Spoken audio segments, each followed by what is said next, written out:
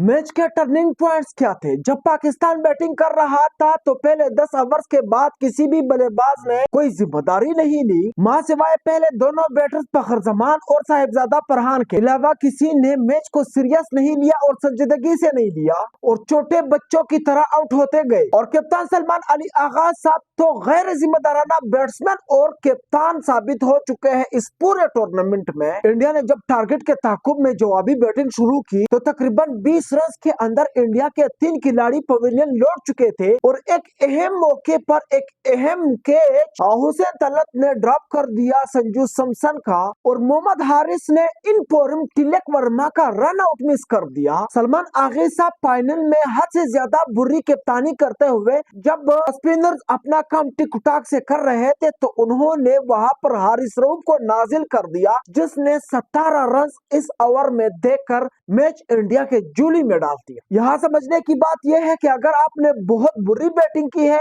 और एक low scoring match में आप एक छोटा सा टोटल डिपेंड करने की कोशिश कर रहे हो तो फिर आपके पास गलती की गुंजाइश नहीं है। और ना जाने हमारे कप्तान, विकेट कीपर या फिर बॉलर्स या फिर बैट्समैन ये कब समझेंगे। दोस्तों, इंडियन बैटर्स की जिम्मेदाराना बैटिंग आप लोग यहाँ पर देखें, उनको पता है कि एक प्रेशर गेम में अपने आसाब को कंट्रोल में कैसे रखना है और बाल बाय बाल गेम को रीड करते हैं और उस पर एक्ट करते हैं और कैसे आपको एक अहम आखिरी बाल पर हारिस रऊफ की तरह चक्का नहीं खाना होता, कैसे 17 रन का ओवर और फिर अगले ओवर के आखिरी गेंद पर चक्का नहीं खाना होता। ये कौन समझेगा और कौन समझाएगा।